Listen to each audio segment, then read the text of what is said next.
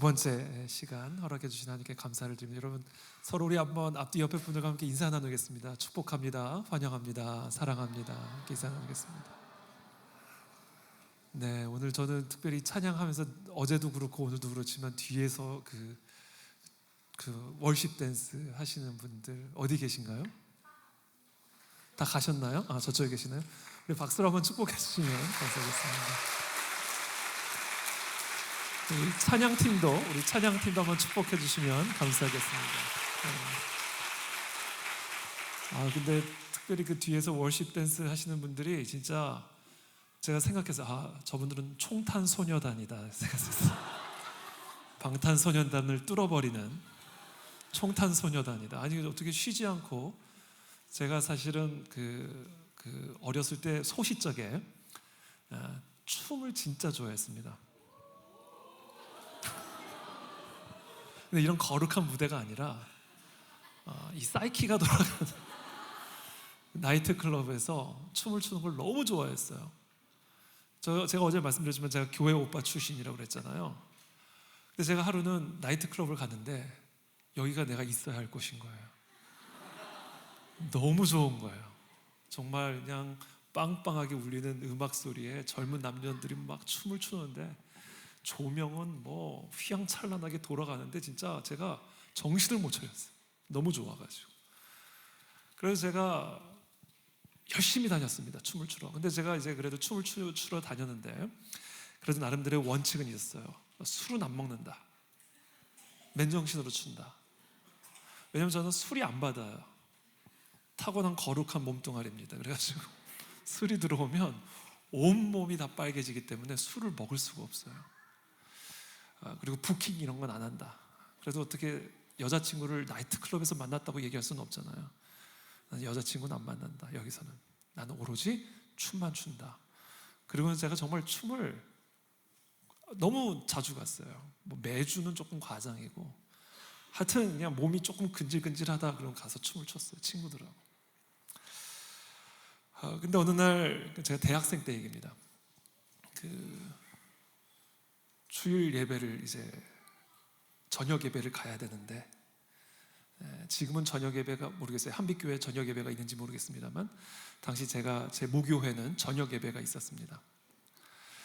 그래서 낮에 예배 드리고 이제 잠시 집에 와서 쉬었다가 저녁 예배를 가려고 딱 준비를 하고 성경책을 딱 들고 나가려는데 제 방에 전화가 따르릉 전화가 왔어요. 전화를 받았더니 제 친구예요. 태희야 나이트 가자 그러는 거예요. 참고로 교회 친구였어요. 그래서 제가 그 순간 이게 마음에 조금 양심의 가책은 있잖아요. 지금 예배 드리려고 성경책 들고 나가려고 그러는데 친구가 나이트 가자 그러니까 그것도 교회 친구가 잠깐 5초를 고민을 하고는 오케이 그러는 이 전화기를 끊고 바로 이제 옷을 제가 항상 이 나이트클럽을 갈 때 항상 제가 입는 게 무대 의상이 따로 있었습니다. 그래가지고 무대 의상으로 갈아입고 성경책을 고스란히 제 책상 위에 두고 그날 나이트클럽에 갔어요. 저녁 예배를 가야 할 시간에 정말 그날따라 교회 예배 빠지고 추는 춤은 더 재미있어요. 얼마나 신나게 춤을 췄는지 모릅니다. 그날따라 그렇게 신나게 춤을 추고 집으로 돌아오는데 그때 제 부모님 차를 빌려가지고 운전을 하고 갔었거든요. 정말 신나게 밤늦게까지 춤을 추고 이제 돌아오는데 돌아오는 길에서 유턴하는 길이 있었어요. 집에 돌아오다가 이제 유턴을 하는데 그 순간 어디선가 자동차가 손살치게 달려오더니 제 운전석을 그대로 갖다 받아버렸어요. 제가 차에서 이렇게 붕 떴습니다. 그때 그 느낌이 지금도 생생해요. 벌써 오래전 이야기인데 붕 뜨면서 제 몸이 제 차 천정에 그대로 팍 박았어요. 물론 제가 기절할 정도로 그렇게 부딪힌 건 아니었습니다만 그러나 큰 충격을 받았죠. 생각해 보세요. 저는 유턴을 하려고 거의 속도를 멈춘 상태였는데 어떤 차가 그냥 속도도 줄이지 않고 제 운전석을 그대로 받았으니 제 충격이 얼마나 컸겠어요. 제가 봤을 땐 그 차 운전자는 분명히 음주운전을 했던 것 같아요. 제 느낌엔 그래요. 어쨌든 그래서 제가 차 문을 열려고 그러는데 문이 열리지가 않아요. 간신히 어떻게 해가지고 차 문을 열고 이제 밖으로 나와서 제 차의 유리창이 많이 깨져가지고 유리 조각이 산산조각이 난 그 유리 조각을 딱 밟고 서 있는데, 그때 제가 태어나서 처음으로 제 안에 계신 성령님의 음성을 들었습니다. 저는 그 전까지 성령 하나님이 내 안에 계신다는 건 당연히 믿었죠. 그러나 진짜 계신 줄은 몰랐어요. 성령님이 우리에게 말씀하신다, 당연히 믿었죠. 그런데 진짜 말씀하시는 줄은 몰랐어요. 그건 뭐 특별한 사람들에게나 주어지는 체험이라고 생각했지, 나같이 주일 예배 빼먹고 나이트클럽 가서 춤추고 오는 사람들에게 하시는 그런 하나님이라고는 저는 상상도 못했습니다. 제가 귀로만 들었던 거를 제가 이제는 직접 체험을 했어요. 그 현장에서 태어나서 처음 제 안에 계신 성령께서 제게 말씀하셨습니다. 뭐라고 말씀하셨을까요? 태희야, 난 네가 구별된 삶을 살기를 원한다, 이 말씀하셨어요. 네가 구별된 삶을 살기를 원한다. 너무나 잔잔하면서도 아주 단호한 음성이었어요. 그때 그 느낌이 지금도 생생합니다. 너무 부드러우면서도 이 마음에 경건한 두려움을 가져다주는 그런 음성이었어요. 그 음성을 듣고 나서는 자동차 그 사고의 충격은 금방 사라졌어요. 뭐 보험회사 불러가지고 처리하면 금방 끝나. 뭐 제가 병원에 가서 치료를 받아야 할 만큼 큰 상처를 입은 것도 아니었기 때문에 그 자동차 사고의 충격은 뭐 금방 다 지나가 버렸습니다. 기억도 안 나요.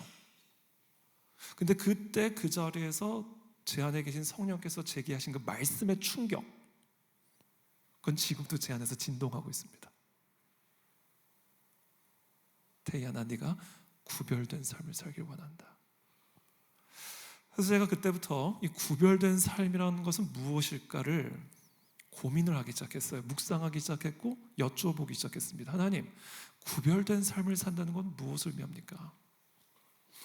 근데 1차적으로 확실하게 제게 들어온 답은 이거예요. 나이트 가지 마라. 나이트 갔다 오다 사고 났으니까 나이트 가지 마. 이건 일단 기본적으로 분명한 구별된 삶을 위한 조건이었어요. 계속해서 제가 여쭙고 묵상하는 가운데 성령께서 제게 어떤 것을 가르쳐 주셨냐면, 태희야, 대통령의 아들은 구별된 장소에서 구별된 음식을 먹으며 구별된 삶을 산다. 내가 너에게 말하는 구별된 삶이란 만왕의 왕이신 하나님의 아들로서 살아가는 구별된 삶을 의미하는 거예요. 마치 대통령의 아들이 또는 국왕의 아들이 구별된 장소에서 구별된 음식을 먹고 구별된 옷을 입고 구별된 삶을 살아가는 것처럼 섞이지 않고, 만왕의 왕이신 하나님의 자녀는 그렇게 이 세상의 사람들과는 구별된, 그들과 함께 살지만 그들과 구분된 삶을 살지는 않지만, 그러나 그들과 구별된 삶을 살아야 되는 거야. 그리고 그렇게 구별된 삶에게 구별된 축복, 이 세상 사람들은 모르는 구별된 권능, 이 세상의 그 어떤 학벌로도 어떤 재력으로도 가질 수 없는 구별된 권세가 담겨지는 거야 라는 말씀을 제게 주셨습니다. 그렇게 하나님의 말씀을 듣고 보니 구별된 삶이라는 게 이게 더 이상 부담스러운 삶이 아닌 거예요. 내가 하나님의 아들로서 또는 하나님의 딸로서 하나님의 자녀에 합당한 구별된 삶을 살아가는 것은 부담이 아니라 특권인 거예요. 특권. 저는 우리 한빛교회, 우리 모든 청년들과 우리 성도님들이 그 만왕의 왕이신 여호와 하나님의 자녀로서 구별된 삶을 살아가시기를 축복합니다. 그때 우리들에게 세상 사람들에게는 주어질 수 없는 구별된 권세와 지혜와 능력이 축복이 부어진다라는 거예요. 그게 이 땅의 그리스도인들이 세상 사람들과 견줄 수 없는, 비교할 수 없는 경쟁력이에요. 그게 세상 사람들이 도저히 갖고 싶어도 가질 수 없는 차별화된 경쟁력이다라는 것이죠. 다니엘이 그렇잖아요.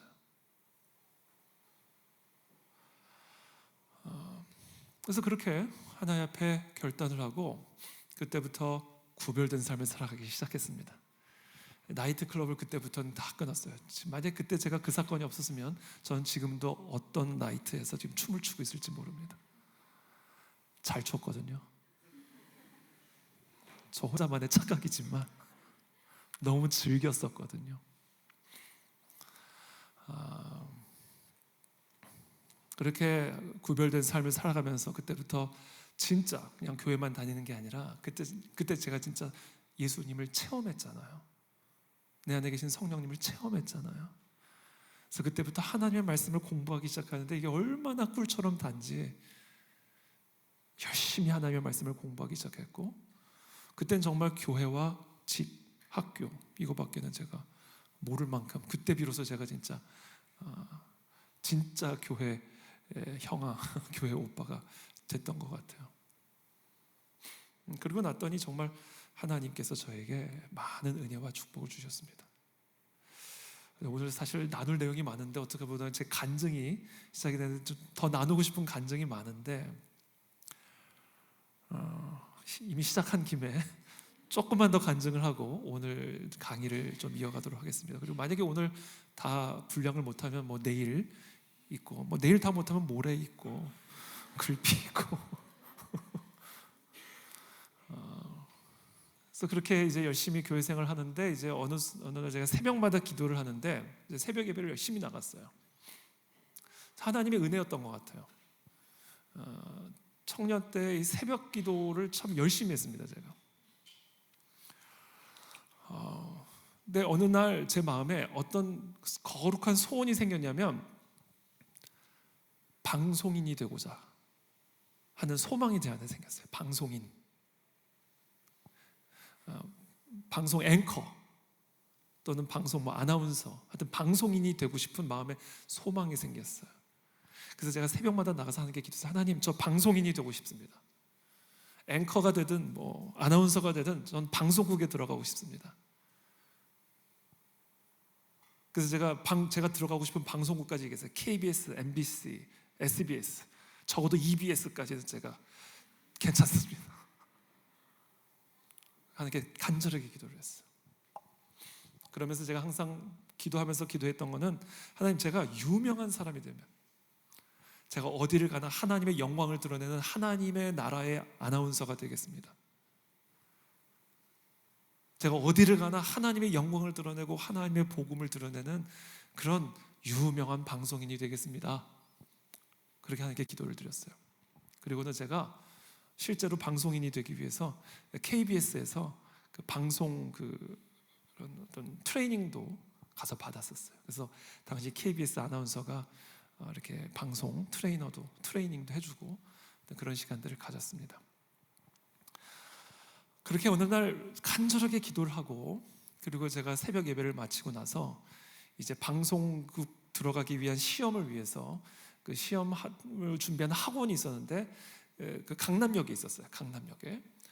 그 강남역 앞에 이제 차를 대고 새벽 예배 끝나자마자 갔기 때문에 좀 시간이 일러서 학원 시작하기 전에 그 학원 그 주차장에 차를 대고 제가 그 차 안에서 당시 한 목사님의 설교 테이프를 듣고 있었어요. 차 안에서 그 목사님의 설교 테이프를 듣고 있었는데 그때 제가 그 아스팔트에서 들었던 제 안에 계신 성령의 음성이 또 제게 임했어요. 그 부드러우면서도 아주 강력한 성령의 음성이 제 마음에 쿵 또 왔어요. 이번에는 질문으로 왔습니다. 태희야, 너 왜 아나운서가 되고 싶으니? 순간 불길한 예감이 들었어요. 하나님이 여러분들에게 어떤 질문을 하실 때는요, 이건 불길한 징조예요. 하나님이 모르시는 게 있습니까? 하나님은 질문하시는 분이 아니에요. 질문을 받는 분이지. 근데 저에게 질문을 하신다. 그 얘기는 하나님이 몰라서 질문하는 게 아니야. 지금 내가 뭘 모르고 있기 때문에 나를 깨우쳐 주려고 질문한다. 너 한번 생각해봐라, 이거예요. 그러니까 하나님이 질문을 하시니까 순간 제 마음에 덜컹 불길한 예감이 든 거예요. 내가 그동안 오랜 시간 동안 내가 왜 방송인이 되어야 되는지, 내가 왜 방송국에 들어가야 되는지 이미 충분히 설명을 드렸거든요. 유명한 사람이 되어서 하나님의 영광을 드러내는 사람이 되겠다. 근데 하나님이 갑자기 너 왜 아나운서가 되고 싶으니? 질문을 하니까 이게 얼마나 불길한 징조예요. 그래서 제가 순간 딱 불길한 예감을 갖고는 한번 제 마음 속 깊은 곳을 한번 들여다봤어요. 처음 그래 본 것 같아요. 그때까지는 그냥 제가 계속 왜 내가 방송국에 들어가고 내가 왜 방송인이 되어야 되는지를 계속 습관처럼 설명을 드렸는데, 그 하나님의 질문을 듣고 처음 제 마음의 속을 들여다보게 된 것 같아요. 제 마음속을 깊이 들여다봤어요. 내가 왜 방송인이 되기를 원하는가? 내가 왜 아나운서가 되기를 원하고 내가 왜 앵커가 되기를 원하는가? 제 마음 깊은 곳을 딱 들여다보는데 오랜 시간도 걸리지 않았어요. 그냥 제 마음의 문을 열고 제가 제 영의 시선을, 제 마음을 깊숙이 솔직한 제 마음의 상태를 딱 들여다보는 순간 제 마음 깊은 곳에서부터 답이 딱 떠올라와요. 그 이유가 뭐였는지 아세요? 제 마음 깊은 곳에서 떠오른 그 이유, 내가 왜 방송인이 되고자 하는 그 이유가 뭔지 아세요? TV에 나오고 싶어서였더라고요. 우리 어렸을 때 그런 노래 하잖아요. 텔레비전에 내가 나왔으면. 이거는요, 모든 인간의 실존적인 욕망을 잘 표현하고 있는 노래입니다. 전 깜짝 놀랐어요. 내가 진짜 방송인이 되고 싶었던 진짜 이유는 내가 막 거룩한 말로 포장 다 해놨지만 하나님을 위한 것처럼, 하나님의 나라를 위한 것처럼 엄청나게 영적으로 포장은 해놨지만 딱 까놓고 보니까 내가 진짜 방송인이 되고 싶었던 이유는 TV에 나오고 싶어서였어요. 그래서 내가 유명해지고 싶었던 거예요. 제가 그 답을 딱 갖고 이제 하나님의 질문에 답을 해야 되잖아요. 근데 너무 창피한 거예요. 그러나 질문하셨으니까 제가 대답을 해야죠. 하나님, TV에 나오고 싶어서였네요. 그 순간 제가 막 오그라들 것처럼 너무 창피했어요. 그 순간 성령께서 제 마음속에서 제게 말씀하셨어요. 태희야, 나는 네가 상상할 수도 없는 네 인생을 향한 계획을 갖고 있다. 그건 너는 지금 상상도 못할 거야.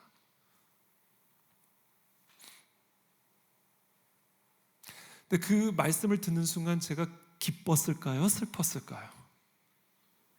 참담했어요. 나는 하나님이 내 인생을 갖고 계신 계획이 얼마나 위대하고 대단하든지 간에 나는 방송인이 되고 싶다고요. 너무 참담했어요. 그래서 그 성령의 음성을 듣고는 제가 이제 시간이 돼가지고 이제 학원을 터벅터벅 들어갔던 그 장면이 지금도 제 뇌리 속에 그대로 남아있어요. 지금 방금 방송인은 아니라는 말씀을 듣고 지금 방송인 시험 준비하러 이게 들어갈 맛이 나겠어요? 그러고는 들어갔어요. 그러고는 얼마 후에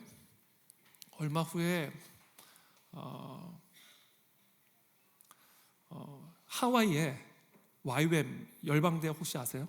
코나에 하와이 코나라는 곳에 이제 열방대 YWAM이라고 하는 선교 훈련 단체가 있습니다. 근데 어찌저찌 해가지고 그 훈련 단체를 제가 알게 됐어요. 그래가지고 거기를 제가 이제 가게 된 거예요. 하나님의 인도하심이 너무 선명했어요. 근데 그때까지도 저는 방송인이 아니라고 하나님은 말씀하셨지만 그것을 제가 포기를 하지 않고 있었어요. 그래서 나는 거기서 하와이에서 선교 훈련 단체 훈련을 마치면 미국의 좀 유명한 저널리즘 학교를 가서 나는 더 공부를 할 거다. 그런 마음에 그런 어떤 확고한 의지를 가지고 일단 선교 훈련 단체를 가기로 했어요. 근데 제가 그 하와이를 향해 가는 그 비행기를 타는데요. 와, 여러분, 제가 행복했을까요? 행복하지 않았을까요? 얼마나 좋아요. 그 하와이에 그 빅아일랜드 그 너무 아름다운 그 코나라고 하는 곳에 이제 1년 가까이 훈련을 받으러 가는 그 비행기를 탔는데, 여러분, 제가 얼마나 불행했는지 아세요? 무슨 생각이, 나는 이제 보나마나 내 인생은 끝장났다. 내 인생은 보나마나 목사 아니면 선교사다. 완전히 제 인생 끝장난 것처럼 정말 푸주간에 끌려가는 소 마냥 그런 심정으로 제가 하와이에 가는 비행기에 몸을 실었어요. 정말 억지로 끌려갔습니다.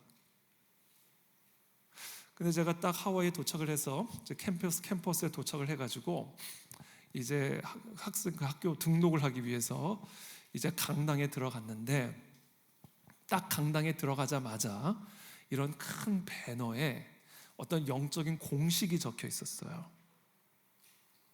영어로 faith, 믿음이죠. faith 더하기 surrender, 굴복 equal surprise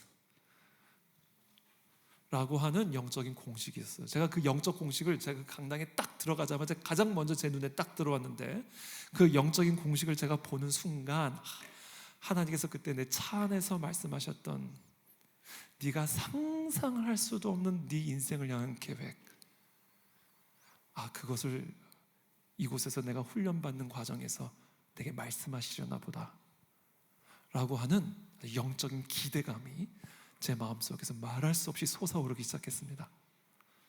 그렇게 그곳에서 이제 영적인 훈련들이 시작이 됐는데요. 한 9개월간 이제 그곳에서 영적 훈련을 이제 받게 되는데 너무나 힘들었어요. 제 자아를 완전히 죽이는, 제 자아를 십자가에 못 박는 그런 시간들이었습니다. 하루는 제가 매일 새벽마다 가서 기도하던 그 축구장이 있었어요. 그 캠퍼스에 축구장이 있었는데 제가 항상 새벽에 동이 트기 전에 혼자 올라가서 그 축구장에서 그 비치 타올 있죠? 하와이 같은 데 가면 비치 타올 쫙 있죠. 비치 타올을 딱 깔아놓고 제가 항상 거기서 마치 무슬림들 기도하는 것처럼 그 타올을 딱 깔아놓고 그 위에서 계속 하니까 친밀한 교제의 시간을 가졌었습니다.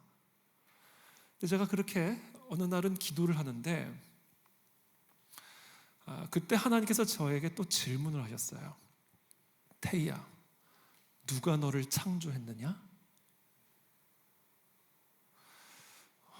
제가 또 질문에 대해서는 답은 또 잘하잖아요. 하나님이시죠. 그랬더니 하나님이 또다시 질문하셨습니다. 만약에 그렇다면 네가 너를 더 잘 알겠느냐? 내가 너를 더 잘 알겠느냐? 당연히 하나님이 더 잘 아시겠죠. 그러자 하나님이 이렇게 말씀하셨습니다. 태희야, 나는 네가 무엇을 할 때 네가 가장 행복해할 수 있고, 네가 무엇을 할 때 네가 가장 빛을 발할 수 있는지, 그것은 너도 사실은 잘 모른다. 너를 창조한 나만이 너에게 제대로 가르쳐 줄 수가 있다. 그렇게 말씀을 하셨어요. 근데 그 말씀이 제가 논리적으로 설득이 됐어요. 그렇지, 나도 나를 모르는데 하나님보다 나를 더 잘 아는 분이 누가 있겠어? 나를 창조하신 분이 당연히 나보다 나를 더 잘 아시겠지. 그 하나님의 말씀이 제가 논리적으로 설득이 됐습니다. 그래서 제가 하나님께 그러자 하나님께서 제게 말씀하셨어요. 태희야, 그러니까 너의 모든 삶의 주도권을 안심하고 나에게 내려놓아라. 그렇게 말씀하셨습니다. 제가 제 삶의 주도권을 드리질 못하겠는 거예요. 왜? 내 삶인데 내 삶을 하나님이 마음대로 끌고 가는 게 너무 싫었어요. 그리고 하나님이 내 삶을 마음대로 막 끌고 가면 막 나를 막 아프리카로 데려갈 것 같고 막 뭐 엄한 데 가서 뭐 이상한 험한 꼴 당하게 만드실 것 같고, 나를 막 불행하게 만들 것 같은 불길한 예감이 드는 거예요. 그게 나중에 생각해 보니까 이게 사탄 마귀의 속임수더라고요. 그래서 제가 제 삶의 주도권을 하나님께 내어드리지를 못하고 제가 제 인생의 주도권을 가지고 있어야 안심이 되고 있었는데, 그때 그 하나님과의 대화를 통해서 제가 하나님에게 설득을 당했고 논리적으로 설득이 됐어요 그때. 그리고 그때 비로소 제가 태어나서 처음으로 제 삶의 주도권을 완전하게 하나님에게 이양하는 시간을 가졌습니다. 그때 진짜 제 삶에 헌신이 이루어진 거예요. 여러분, 헌신은 신학교 가는 게 헌신이 아닙니다. 뭐 목회자가 되고 선교지로 가는 게 헌신이 아니고, 헌신을 오용하는 거예요. 헌신은 모든 그리스도인들이 반드시 통과해야 되는 과정이고요, 그 과정을 통과하지 않는 사람은 절대로 하나님을 체험할 수 없습니다.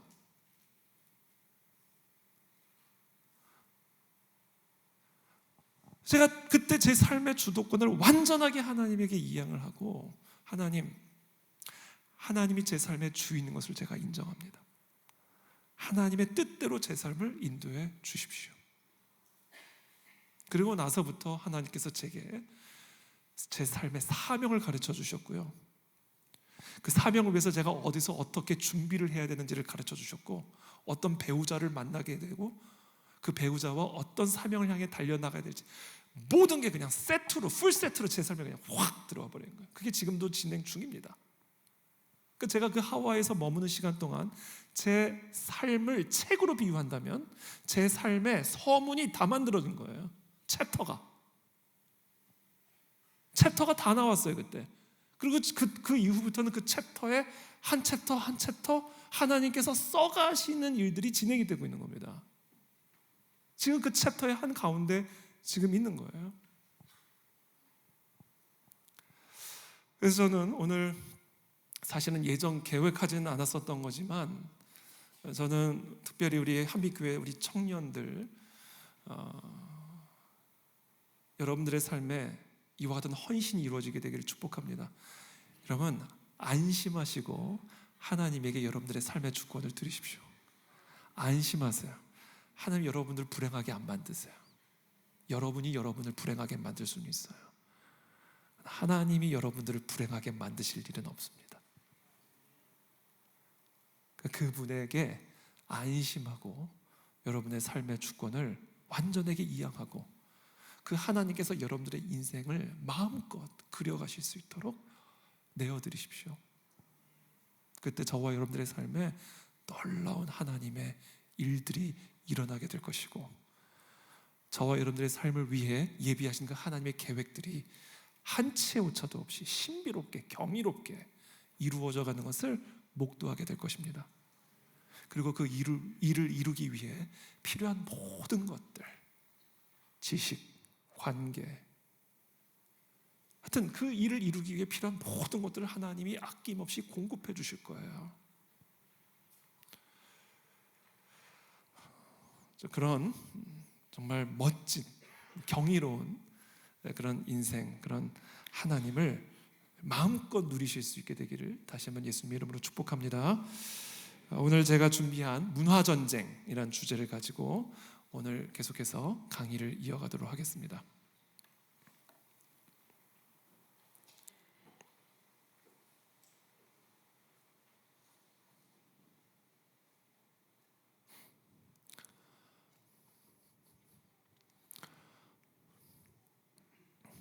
우리 한번 다 같이 한번 읽어보겠습니다. 시작. 네, 성경적 세계관, 그리고 오늘은 이제 성경적 세계관의 대척점에 서 있는 인본주의 세계관과의 전쟁 이야기를 오늘 여러분들과 나눌 겁니다. 성경은 이렇게 시작해요. 태초에 하나님이 천지를 창조하시느니라. 이게 성경적 세계관의 핵심입니다.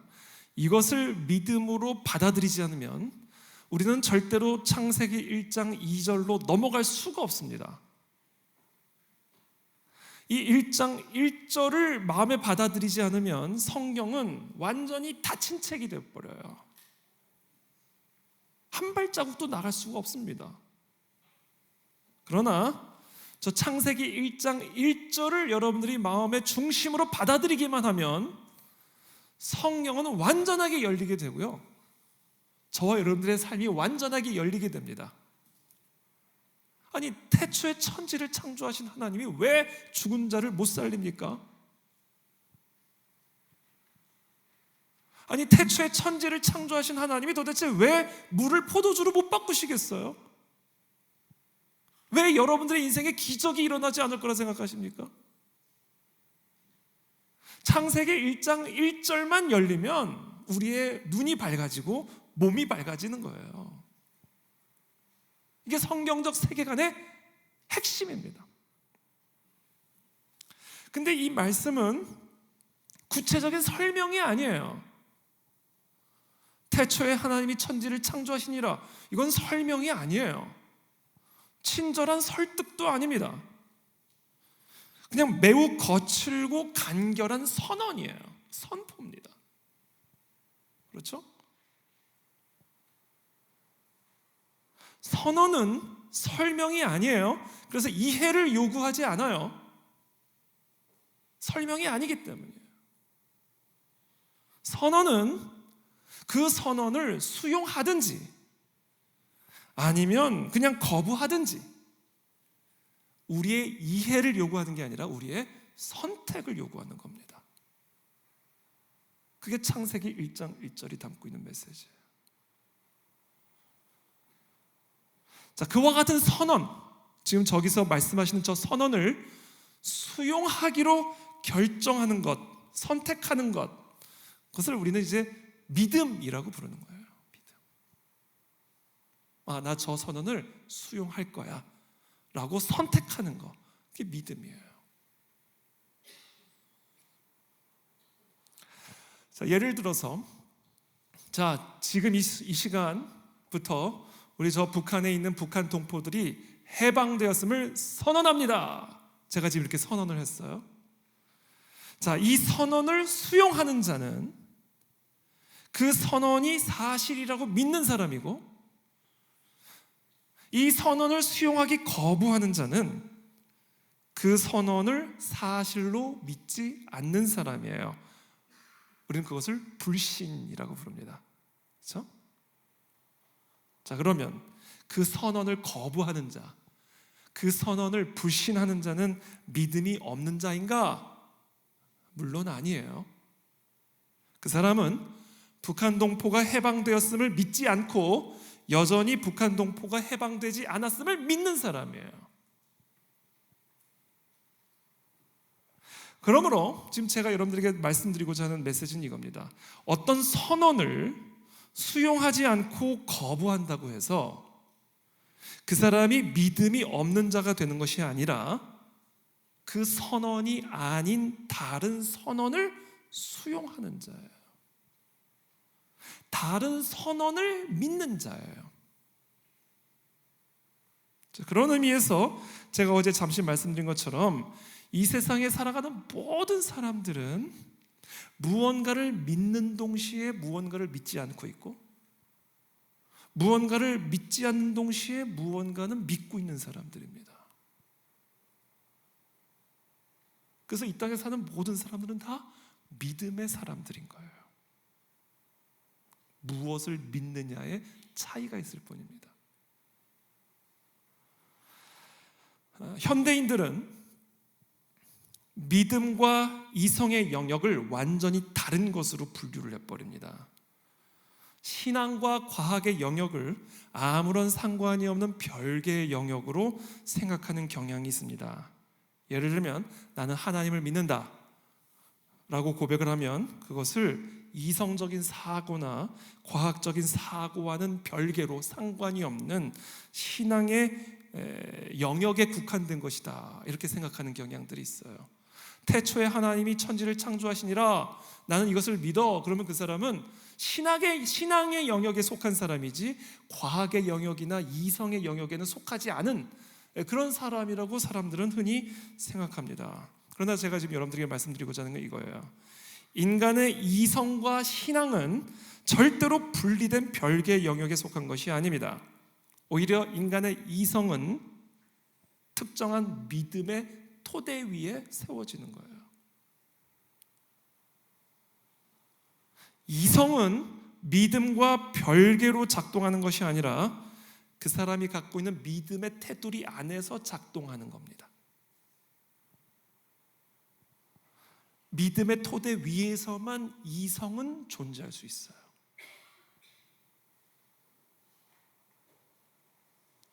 예컨대 무신론적 믿음을 갖게 되면요, 그런 무신론적 믿음을 토대로 그 사람은 이성적인 사고를 하고요, 그렇게 과학적인 활동을 합니다. 반대로 유신론적 믿음을 갖게 되면 그런 유신론적 믿음을 토대로 또는 그 테두리 안에서 사고하고 과학적인 활동을 하게 되어 있습니다.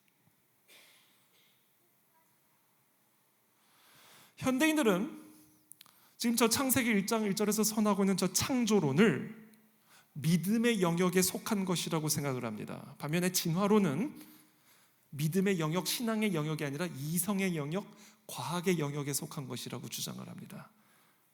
그래서 학교나 방송과 같은 공적인 영역에서는 창조론을 함부로 거론해서는 안 되는 것이고, 왜? 그것은 교회 안에서나 할 수 있는 신앙의 영역에 속한 것이기 때문에 사적인 영역 안에만 머물러 있어야 된다고 생각을 합니다. 그러나 이와 같은 주장은 절대로 사실이 아니죠.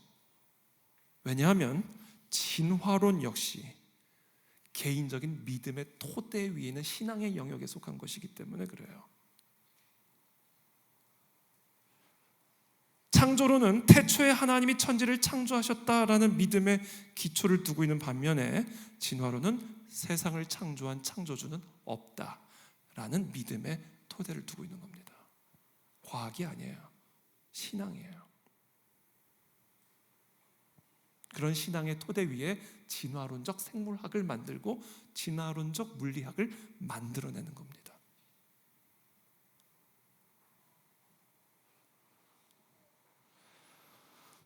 그러므로 인간의 모든 사고와 행위는 그 사람의 믿음과 분리된 별개의 영역이 아니라 그 사람의 믿음으로부터 나오는 믿음의 산물들입니다.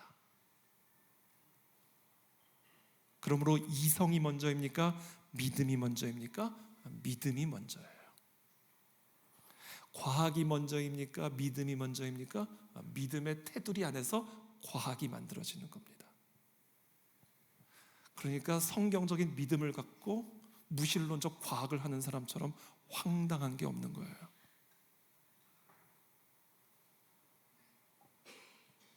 성경적인 믿음의 토대 위에 무신론적 윤리학을 주장하는 사람처럼 황당한 사람이 없는 겁니다.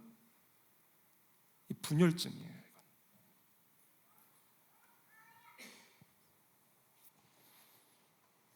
아니면 믿음이 애시당초 없는 것이든지.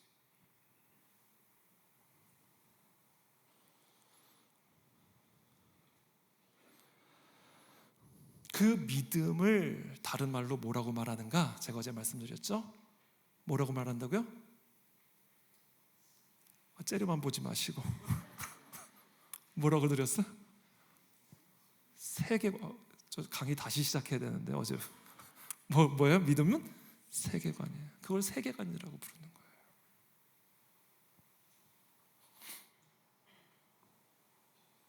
그러니까 결국은 문제는 우리에게 믿음이 있는가 없는가의 문제가 아니에요. 무엇을 믿는가의 문제입니다. 그 믿음이 올바른 믿음인가 아니면 거짓된 믿음인가. 모든 믿음이 다 올바른 믿음일 수는 없어요.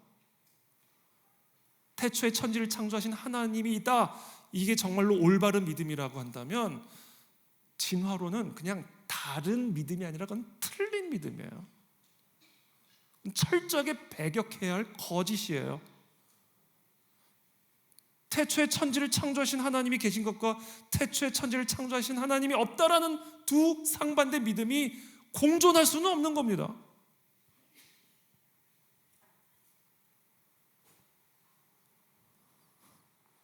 그런 의미에서 지금 저 창세기 1장 1절에 태초에 하나님이 천지를 창조하시니라. 이건 그냥 단순한 선포가 아니에요. 선전포고예요.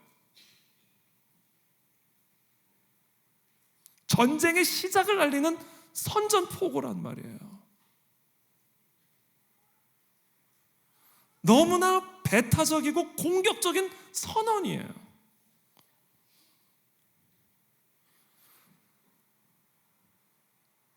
너희 진화론을 믿는 너희들은 거짓된 믿음을 갖고 있는 자다, 그 얘기예요.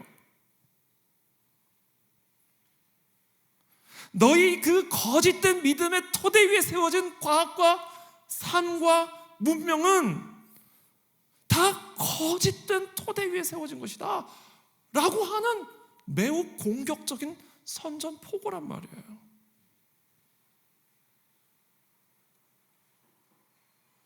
인류 역사 가운데는 정말로 다양한 믿음과 세계관들이 존재해왔고 지금도 마찬가지입니다. 저 창세기 1장의 독자, 1차 독자였던 고대 근동 지역에 살아가던 사람들은요, 다신 숭배자들이었고요, 범신론자들이었어요. 오늘날의 저 말씀을 듣게 되는 독자들은요, 무신론자, 인본주의자, 포스트 모던주의자, 뉴에이지자, 그와 같은 거짓된 믿음을 가지고 살아가는 자들을 향하여 세계관의 전쟁을 선포하고 있는 거야. 너희들은 거짓된 믿음을 갖고 있다.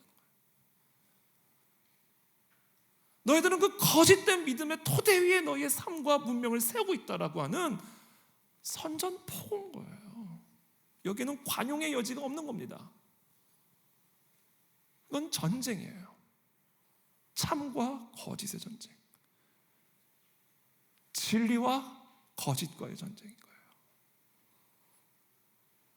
그래서 우리가 살아가고 있는 이 세상은 세계관의 전쟁터라는 사실을 우리들이 확고하게 인식하고 계셔야 됩니다.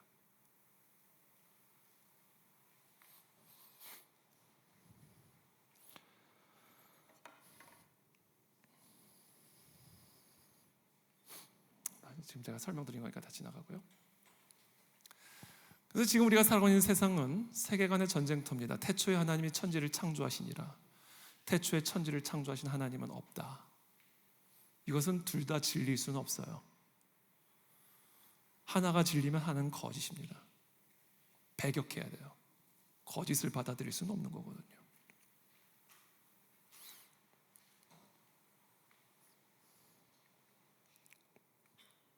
그래서 우리가 살아가고 있는 이 세상, 교회가 처한 이 세상의 현실은 바로 타협할 수 없는 저 두 세계관 사이에 전쟁이 펼쳐지고 있는 전쟁터입니다. 여러분들의 모든 직장의 영역, 여러분들이 살아가고 있는 모든 삶의 영역에서 여러분들이 정말로 그리스도인이라고 한다면 우리 모두는 다 저와 같은 세계관의 전쟁을 직면하게 되어 있습니다. 다 지나가겠습니다. 시간 관계상.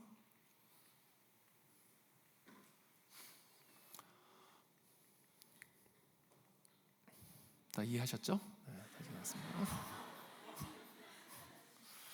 여호수아서 2장 1절 3절 우리 아까 목사님께서 읽어주셨는데 다시 한번 다 같이 한번 읽어보겠습니다. 시작.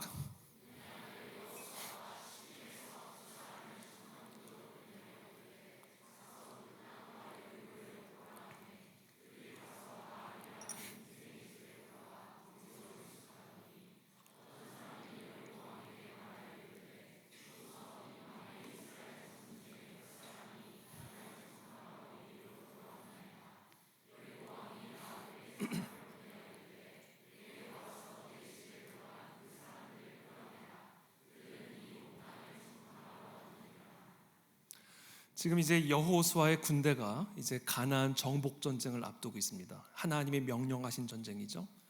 가나안 땅은 하나님께서 이스라엘 백성들에게 허락하신 약속의 땅입니다.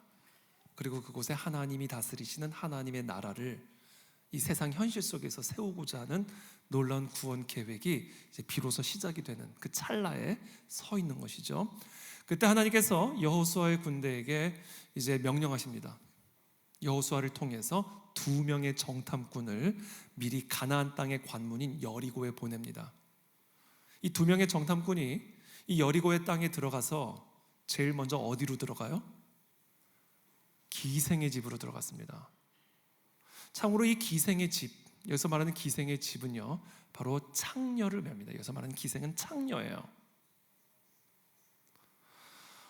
그러면 도대체 이 여호수아의 이 두 명의 정탐꾼은 왜 이 하나님의 정복 전쟁을 앞두고, 이 중차대한 전쟁을 앞두고 정탐을 하러 들어가서는 왜 창녀의 집으로 들어갔을까? 제가 그게 좀 궁금했어요. 성경에 그 이유가 정확하게 나와 있지는 않기 때문에 그걸 뭐 정확하게 이것 때문이다라고 말할 수는 없지만, 그래도 제 나름대로 흔들릴 수 없는 어떤 전제의 토대 위에 한번 추론을 해봤어요. 일단 흔들릴 수 없는 전제는 두 가지입니다. 첫째, 하나님의 군대고 하나님의 전쟁을 수행하기 위해서 하나님이 보내신 정탐꾼이니까 이 두 명의 정탐꾼이 기생의 집으로 들어갔을 때는 뭐 부지불식간에 들어갔다 할지라도 분명히 하나님의 인도하심을 따라 들어간 것이다 라는 전제, 첫 번째. 두 번째, 하나님의 인도하심이 그 가운데 있었다면 바로 이것은 하나님의 정복 전쟁을 위해서 반드시 필요한 일이었기 때문이다 라고 하는 전제, 이 두 전제를 토대로 제가 한번 추론을 해봤어요. 왜 하나님은 가나안 정복 전쟁을 위해 이 두 명의 정탐꾼을 기생의 집, 창녀의 집으로 들어가게 하셨을까? 도대체 창녀의 집에서 이 전쟁을 위한 어떤 중요한 정보를 얻을 수가 있었을까?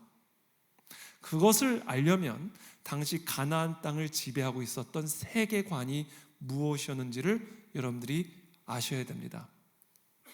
가나안 사람들이 섬기던 우상이 있었는데 그 우상의 이름이 혹시 뭔지 아세요? 성이 바입니다. 바알, 맞아요. 바알입니다. 바알은요, 풍요의 신, 풍년의 신입니다. 가나안 땅은 농업 지역이었기 때문에 풍년을 많이 맺어야 가나안 사람들이 잘 살 수가 있어요. 그래서 이들은 풍요의 신, 풍년의 신인 바알을 숭배했습니다. 그래서 이 바알을 상징하는 동물은 무엇이었을까요? 황소였습니다. 황소를 영어로 뭐라고 부르죠? 불이라고 부르죠. 불과 바알은 사실상 같은 어원을 가지고 있는 단어입니다. 여러분, 그 뉴욕의 맨해튼의 뉴욕 월스트리트에 가면 큰 구리 동으로 만든 황소상, 혹시 가보신 분들은 보신 적 있죠? 아주 큰 황소상이 세워져 있습니다. 불이 세워져 있어요. 오늘날에는 뉴욕은 농업지대가 아니라 자본주의 사회니까 그 월스트리트가에 거대한 풍요를 상징하는 황소상 불이 세워져 있는 거예요. 그러니까 예나 지금이나 오늘날 사람들이 섬기는 풍요의 신, 풍년의 신, 그것은 동일하다라는 것을 보여주는 것이죠. 어쨌든 이 바알은 풍요의 신이었고 풍년의 신이었습니다. 이 바알에게는 여신이 있었어요. 그 여신의 이름이 뭐였는지 혹시 아세요? 성이 아입니다. 아가씨? 아니고 아스다롯이라고는 여신이 있었어요. 이 바알적 세계관, 바알적 신앙, 바알적 믿음에 따르면 여러분, 풍년을 많이 맺으려면 하늘에서 뭐가 많이 내려야 되죠? 비가 많이 내려야 되죠.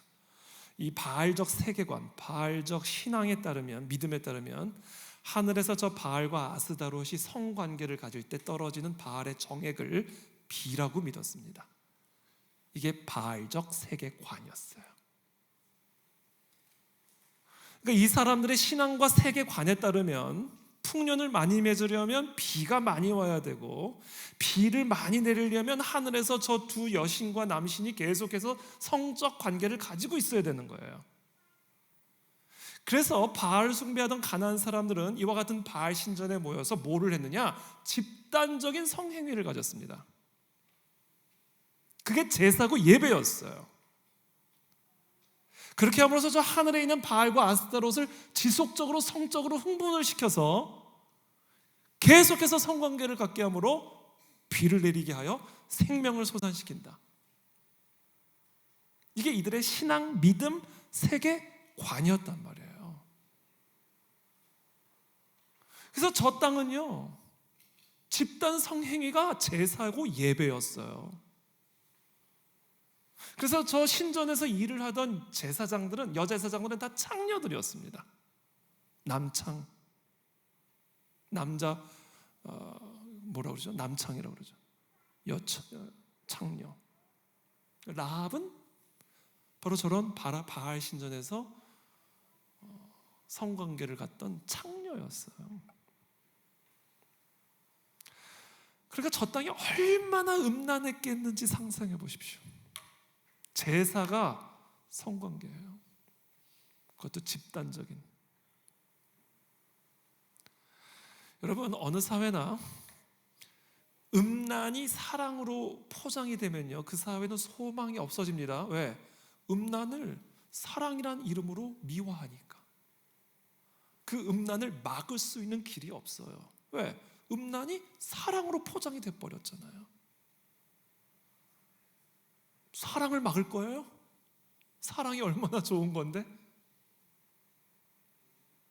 그러니까 음란이 사랑으로 포장이 되는 순간 그 사회는 소망이 없어져 버리고 필연적으로 하나님의 심판을 받게 됩니다. 브레이크가 없어요. 윤리적인 브레이크가 없습니다. 음란이 저 거룩한 제사적 행위로 포장이 되는 순간 저 사회는 소망이 없어지는 거예요.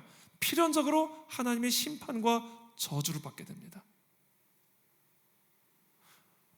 이 여호수아의 정탐꾼이 저 창녀의 집에 들어가서 저 가나안 땅, 저 땅을 지배하는 세계관 문화를 보고는 이래서 하나님이 저 땅을 진멸하라 명령하신 것이구나. 여러분, 가나안 정복 전쟁은요, 다른 나라 사람들이 쳐들어와가지고 남의 땅 쳐들어와가지고 다 갖다 먹은 그런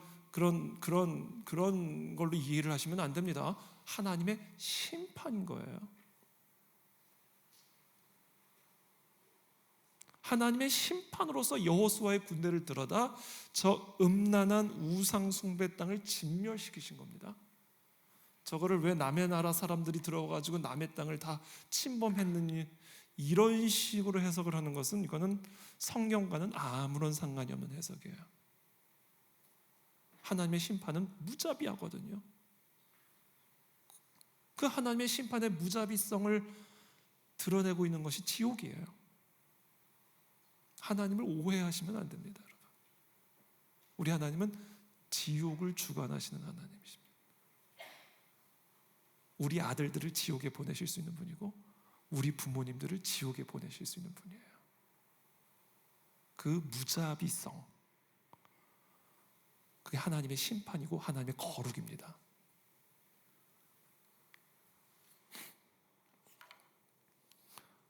이래서 하나님이 정복전쟁을 명령하셨구나. 어차피 여러분, 이 가나안 정복전쟁은 하나님이 수행하는 전쟁이에요. 하나님이 명령하신 전쟁이니까 이스라엘 군대는 순종만 하면 되는 겁니다. 그런데 아무리 이스라엘의 군대를 할지라도 저 남의 땅에 들어가서 사람을 다 죽이고 애기도 다 죽이고, 그게 쉬운 일이었겠습니까? 제가 생각할 때는, 이건 제 추론입니다만, 하나님께서 저 정탐꾼을 보내셔서 왜 하나님의 심판과 저주가 이 땅에 임할 수밖에 없는지, 왜 우리가 이 하나님의 명령을 순종해야만 하는지를 보고 깨달았을 거라고 생각해요. 저 가나안 땅은 매우 음란한 땅이었어요. 동시에 저 가나안 땅은 어떤 땅이었는가? 한번 또 같이 읽어보겠습니다. 시작.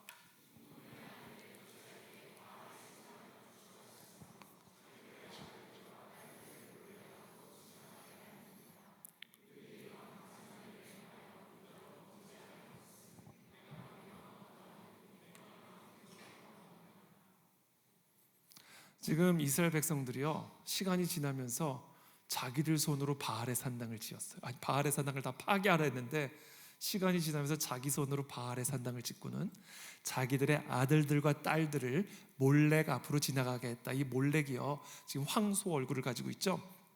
저게 바알의 산당에 있었던 바알 숭배와 연관된 우상 신상이었습니다.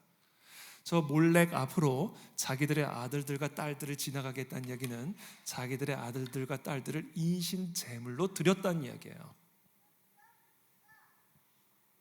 자기의 아들들과 딸들의 목을 따가지고 피를 바치고 자기 아들들과 딸들을 불에 던져서 바알 신상의 제물로 바쳤다는 얘기입니다. 그래서 실제로 고대 근동 지역에 아기 무덤들이 많아요. 그게 다 저와 같은 바알 신상에게 바쳤던 인신 제물들이었어요. 그 유적이 지금도 있습니다. 그러니 저 땅이 얼마나 잔인한 땅이었겠어요. 여러분, 우리 애기들 이쁘지 않아요? 내 애가 아니어도 우리 어린 갓난아기 막 애기들을 보면 너무 이뻐요. 그렇죠? 근데 저 땅은요, 그런 애기들의 목을 딸 수 있는 사회였어요.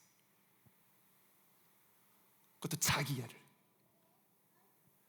그렇게 너무 이쁘고 아름답고 사랑스러운 애기를 그냥 불구덩이에 던져버릴 수 있는 사회였어요.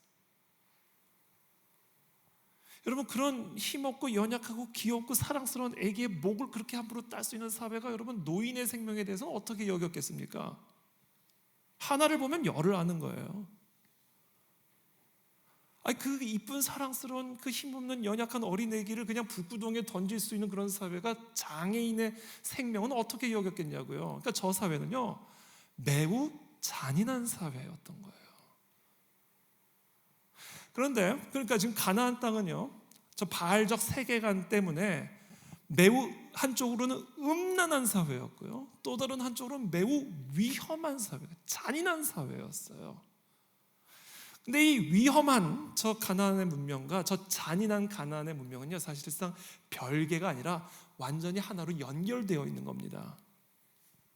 어느 사회나 음란한 사회가 되면요, 매우 잔인한 사회가 되고 위험한 사회가 됩니다.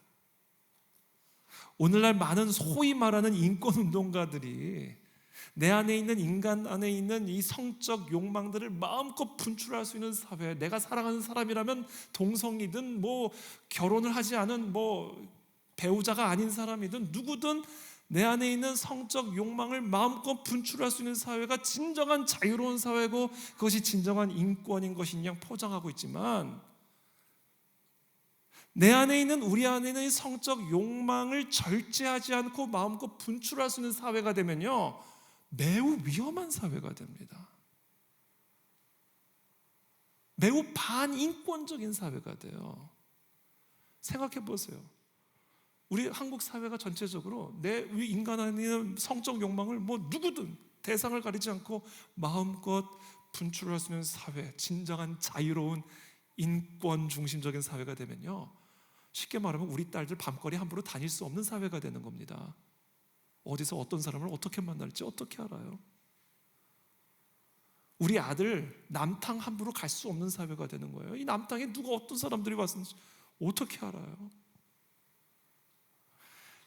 성적으로 음란해진 사회가 되면요, 반드시 위험한 사회가 돼요. 잔인한 사회가 됩니다. 왜냐하면 성과 생명은 하나로 연결되어 있어요. 그래서 어느 사회나 성윤리가 붕괴되기 시작하잖아요. 필연적으로 생명윤리가 붕괴됩니다. 어느 사회나 성을 가볍게 여기기 시작하잖아요. 필연적으로 사람의 생명을 가볍게 여기기 시작해요.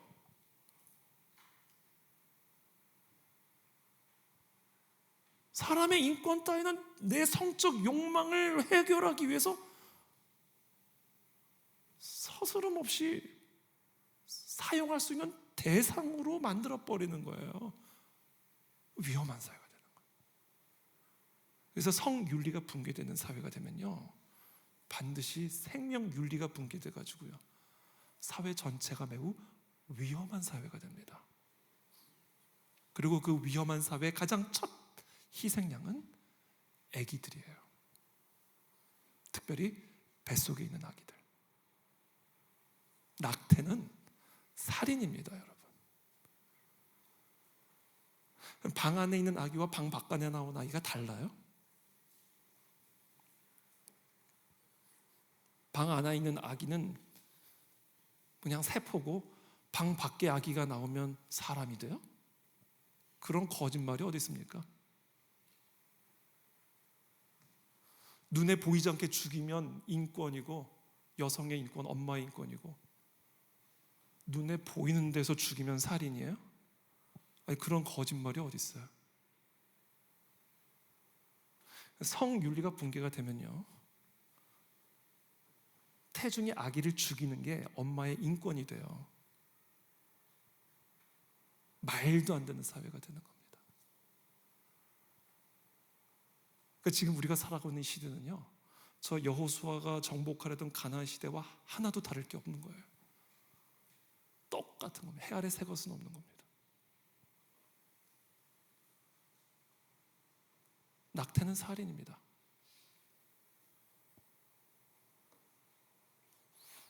이게 가나안 땅이었어요. 그리고 이게 지금 우리가 살아가고 있는 이 세상의 현실입니다. 오늘날 이 세상 사람들은 가나안 사람들처럼 바알을 섬기진 않지만 자아를 섬깁니다. 자유를 숭배합니다. 내 욕망을 경배하는 거예요. 그게 오늘날 현대인들이 섬기고 숭배하는 바알 숭배입니다. 그게 이 땅을 지배하고 있는 바알적 세계관의 핵심이에요. 그 세계관을 우리는 인본주의 세계관이라 이렇게 말을 하는 겁니다. 의자도 놀랐네요. 그래서 우리가 살아가고 있는 이 세상은 이 성경적 세계관과 인간 중심적인 세계관, 하나님을 부정하는 인본주의적인 세계관 사이에 전쟁이 펼쳐진 거예요. 여호수아의 저 정복 전쟁은 바로 이 세계관의 전쟁이었던 겁니다. 저는 이 땅에 우리 모든 그리스도인들, 한빛교회 우리 모든 청년들과 성도들은 바로 그와 같은 세계관의 전쟁에 여호수아의 군대로 부르심을 받은 겁니다. 그게 이 땅의 모든 성도들의 사명이고 우리의 삶의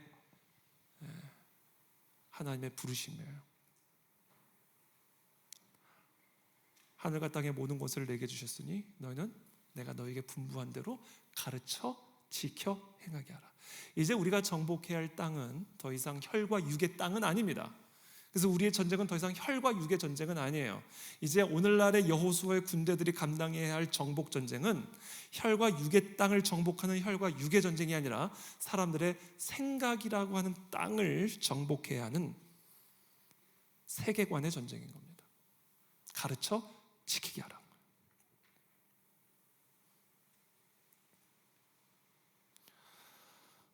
성경적 세계관과 자연주의, 인본주의 세계관의 차이를 간략하게만 말씀을 드리겠습니다. 인본주의 세계관과 자연주의 세계관은 사실상 동의어예요. 자연주의, 내추럴리즘, 이거는 뭐냐면 세상에 눈에 보이는 자연 세계가 존재하는 전부라고 믿는 거예요. 지금 우리가 이렇게 아름다운 성전 안에 있죠. 자연주의 세계관이 뭐냐면 내 눈에 보이는 저 하늘이 세상에 존재하는 전부라고 믿는 거예요. 지금 내 눈에 보이는 이 천정이 이 세상에 존재하는 전부라는 거예요. 지금 내가 보는 저 벽이 이 세상의 끝이라고 믿는 거예요. 그게 자연주의 세계관입니다. 내 눈에 보이는 이 자연 세계가 이 세상에 존재하는 전부다. 이 자연을 초월해 있는 어떤 초자연적인 세계는 없다. 내 눈의 감각으로 느낄 수 있고 확인할 수 있는 물질 세계만이 세상에 존재하는 전부다라고 믿는 게 자연주의고, 그래서 무신론적 세계관, 인본주의 세계관 다 동의어입니다. 큰 의미에서. 반면에 성경적 세계관은 뭐예요? 무슨 소리야?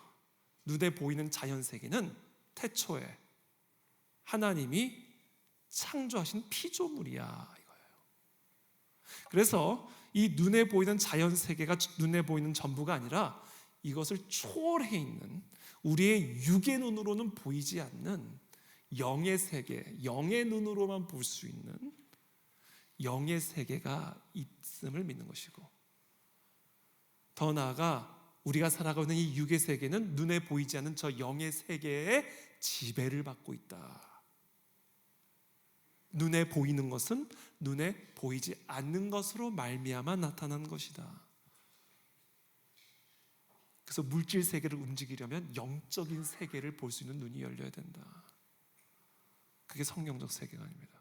그게 기도예요. 기도를 하나님의 보좌 앞에 상달될 때 그 하나님의 보좌가 내가 살아가고 있는 물질 세계를 좌지우지하시는 겁니다. 이게 성경적 세계관이에요. 특별히 성경적 세계관은 태초에 천지를 창조하신 하나님이 천지만 창조하신 게 아니라 우주 만물만 창조하신 게 아니라 우주 만물을 다스리는 질서를 함께 창조하셨다고 믿습니다. 우리는 그것을 창조 질서라고 얘기를 하죠. 하나님이 창조하신 질서의 지배를 받고 있는 겁니다. 이 우주 만물이 그냥 자기 마음대로 움직이는 게 아니에요. 하나님이 정하신 질서에 의해 움직이는 겁니다. 하나님이 정하신 그 질서 가운데 대표적인 게 자연의 법칙이죠. 자연 세계를 지배하는 자연의 법칙. 예컨대 자연의 법칙 가운데서도 중력의 법칙. 5층 건물 위에 올라가 가지고요, 나는 날 수 있어, 나는 날 수 있어. 긍정적인 사고가 중요한 거야. 나는 꿈을 꿔, 나는 생각을 해. 긍정적으로 사고해. 그러면서 몸을 던지면 날아가요? 떨어져요? 떨어져요. 여러분들이 어떻게 생각하느냐는 하나도 중요한 게 아니에요. 긍정적인 사고를 하는 게 중요한 게 아니에요. 하나님이 정한 질서대로 생각해야 되는 거예요. 그러니까 여러분들이 5층 건물에서 긍정적인 사고를 하면서 몸을 던진다고 해서 날아갈 수 있는 게 아니에요. 그때는 그냥 겸손하게 걸어서 내려오셔야 되는 거예요. 질서를 알고 하나님이 정하신 자연의 법칙을 알고 거기에 날고 싶은 내 욕망을 굴복시키는 거예요. 하나님이 정하신 질서와 법칙을 이해하고 그 질서와 법칙에 내 마음과 생각과 욕망을 순응시키고 순종시키고 굴복시키는 거예요. 그때 우리는 비로소 뭐를 누려요? 샬롬을 누리는 겁니다. 그래서 하나님이 정한 질서를 이해하고 그 질서에 나를 맞추는 행위, 그것을 성경에서는 지혜라고 부르는 겁니다. 그래서 복이 있는 사람은 여호와의 율법을 주야로 묵상함으로 그 율법에, 그 말씀에, 하나님의 이 말씀에 내 모든 마음과 생각과 감정을 굴복시키는 그 사람이 지혜로운 자요 복 있는 자가 되는 겁니다. 근데 하나님이 창조하신 법칙에는 자연의 법칙만 있는 게 아니에요. 영적인 법칙도 있어요. 영의 세계를 지배하는 영의 법칙이 있습니다. 자연 세계가 전부가 아니라 자연 세계를 초월한 영의 세계가 있잖아요. 그래서 그 영의 세계를 지배하고는 영의 질서와 법칙을 함께 창조하셨다고요. 나 외에 다른 신을 두지 마라. 어떤 형상으로도 우상을 만들지 마라.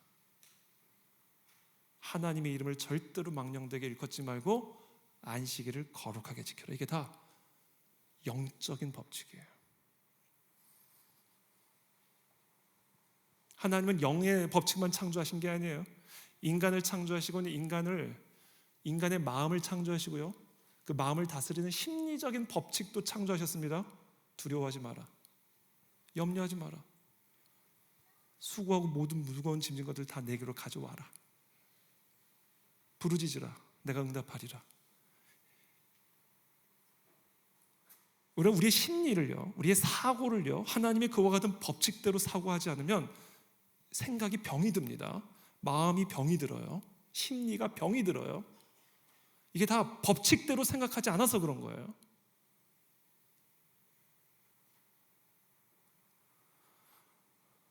뿐만이 아니라 하나님은 인간을 창조하시되 사회적인 존재로 창조하셨어요. 우리의 형상을 따라 사람을 만들었다 해서 우리. 하나님의 형상은 우리예요. 성부, 성자, 성령, 공동체. 우리의 형상대로 우리를 지으셨기 때문에 우리는 공동체로만 존재하게 되어 있습니다. 공중의 새는 공중에 살도록 지음받았고 물고기는 물속에서 살도록 지음받은 것처럼 사람은 공동체 속에서만 살도록 지음받은 겁니다.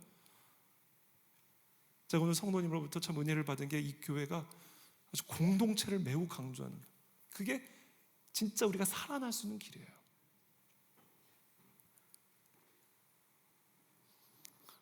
그래서 그런지 우리 성도님들의 얼굴들이 다 살아계신 것 같아요.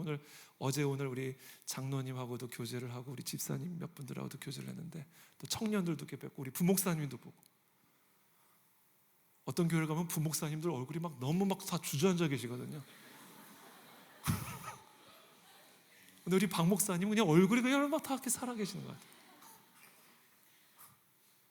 사모님도 그렇고.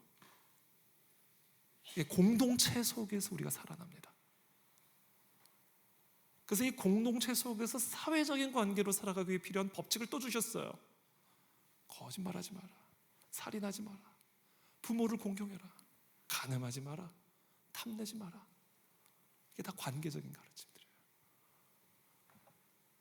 그 질서와 법칙을 하찮게 여기면 5층 건물에서 긍정적인 사고하면서 몸을 던지는 것과 똑같이 어리석은 자가 되는 거예요. 하나님이 정하신 법칙의 지배를 받고 있기 때문에 그래요. 이 자연 세계와 이 영의 세계, 우리의 심리 세계와 우리의 모든 사회적 관계가. 그래서 주야로 하나님의 말씀을 묵상하는 게 생명인 거예요. 이 진리 안에 모든 법칙이 들어가 있으니까. 그게 성경적 세계관입니다. 우리는 그것을 진리라고도 표현할 수 있고요, 또 윤리라고도 표현할 수가 있습니다. 그러나 인본주의 세계관, 자연주의 세계관 무슨 소리야? 초자연적인 세계 따위가 어디 있어? 절대자 따위가 어디 있어? 절대적인 진리, 절대적인 윤리 따위가 어디 있어? 눈에 보이는 자연 세계가 세상에 존재하는 전부야. 이게 자연주의, 인본주의 세계관입니다. 그래서 이런 세계관에서는요, 무엇이 진리예요? 내가 진리예요.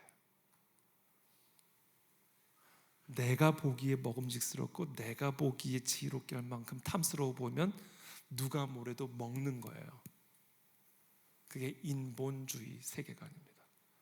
그게 바로 이 가나안 땅을 지배하고 있는 바알적 세계관의 핵심이에요. 그래서 이 땅의 모든 사람들은 다 나를 숭배하고 나를 섬기고 나를 예배하고 있는 거예요. 그리고 그것이 자유고 그것이 인권이고 그것이 사람답게 사는 인생이 되는 겁니다. 그런 사회 속에서 하나님은 억압자예요. 내 자유를 빼앗아가는 핍박자입니다.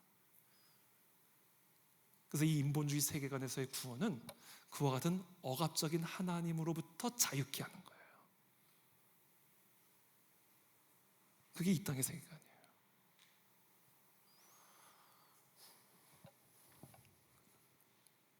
이 인본주의 세계관이 어떤 식으로 우리들에게 주입이 되는지, 이 세계관의 전쟁이 가장 치열하게 펼쳐지고 있는 영역이 교육 영역입니다. 혹시 이곳에 지금 선생님들이나 교수님들 계신지 모르겠습니다. 이 교육 영역, 특히 공교육 영역, 가장 치열한 영적 전쟁터, 세계관의 전쟁터입니다. 여러분들은 정말로 세계관으로, 성경적인 세계관으로 무장하여 영적 전쟁을 감당해야 할 여호수아의 군대들입니다. 한번 손들어 보시겠어요? 지금 여기서 난 누군가를 어떤 형태든, 뭐 공교육기관이든 아니면 학원이든 어떤 분야든 나는 지금 가르치는 자리에 서 있다. 손들어 보시겠어요? 좀 더, 뭐 제가 일 시키지 않을 테니까 더 크게.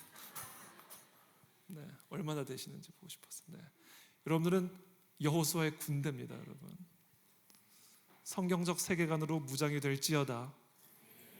그곳에서 하나님의 진리를 가르치고 수호하는 여호수아의 군대가 되시기를 축복합니다. 너무너무 치열한 전쟁터예요.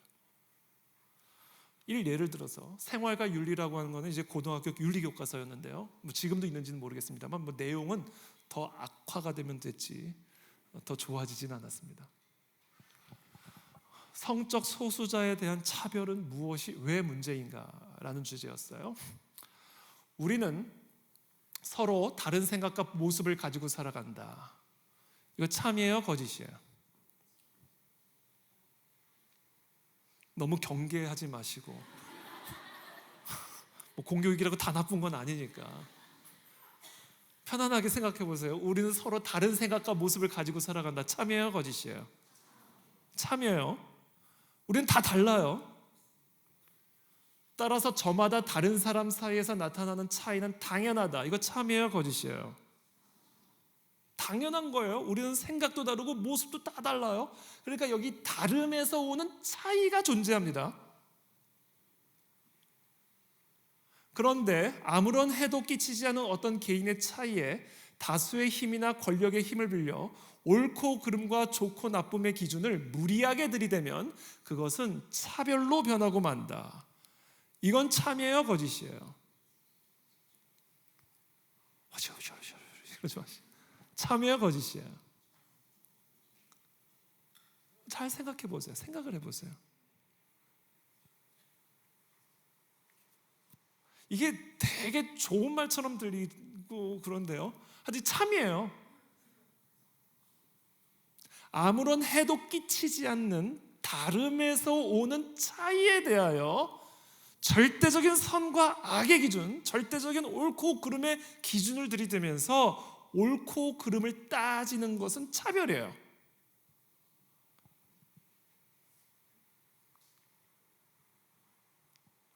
저는 남자죠? 여자죠? 이렇게 확신이 없는 표정을 갖고 있어요. 그렇잖아요. 그러니까 남성과 여성에서 오는 차이가 있잖아요. 다름에서 오는 차이가 있다고요. 이 다름에서 오는 차이에 대하여 어떤 절대적인 선과 악의 기준을 들이대면서 옳고 그름을 따지면 차별이죠. 당신은 나빠. 왜? 여자잖아. 물론 나쁜 여자가 있을 수도 있지만 여자라고 나쁜 건 아니에요. 당신은 진짜 못됐어. 왜? 남자잖아. 그래, 못된 남자가 있을 수 있지만 남자라고 다 못된 건 아니에요. 성별의 다름에서 오는 차이에 대하여 절대적인 선과 악의 기준을 들이대며 옳고 그름을 따지는 것은 차별입니다. 근데 이 올바른 차별의 기준을 이제 동성애와 같은 성적 성향에 대해 적용을 하면서 이렇게 이야기를 합니다. 동성애자나 성전환자 등에 대한 편견과 차별은 사회 전반에 깊이 퍼져 있다. 그러나 다수와 다른 성적 성향을 가졌다 해서, 이게 중요한 말입니다. 다수와 다른 성적 성향을 가졌다 해서 성적 소수자를 차별하는 것은 자유롭고 평등한 인격의 주체로서 모든 사람이 지니고 있는 인권을 침해하는 부당한 처사이다. 뭐 너무 좋은 말처럼 만들어놨기 때문에 그냥 이 말 그냥 후딱 받아들일 수가 있는데, 이거는 맞는 말이 아니에요. 동성애자나 성전환자 등에 대한 편견과 차별은 사회 전반에 깊이 퍼져 있다. 그러면서 뭐라고 얘기해요? 다수와 어떤 성적 성향? 다른 성적 성향이라고 얘기합니다. 여러분, 동성애나 성전환이나 같은 그런 성적 성향들이 그냥 단순히 다수와 다른 거예요? 아니면 틀린 거예요? 그냥 다름에서 오는 차이예요. 다름에서 오는 차이일 뿐만 아니라 옳고 그름의 문제예요.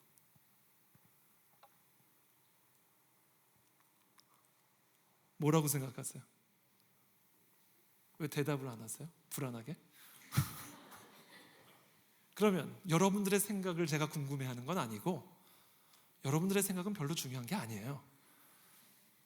성경적인 세계관으로 봤을 때, 성경을 끼고 봤을 때 동성애나 성전환은 단순히 다수와 그냥 다른 거예요? 아니면 옳고 그름의 문제예요? 그렇죠? 여러분들의 생각을 묻는 게 아니라니까요. 여러분들의 생각은 하나도 안 중요하다니까요. 하나님이 어떻게 보시느냐가 중요하다니까요. 그게 그리스도인이라니까요. 내 관점은 내 게 아니에요. 주님 거지.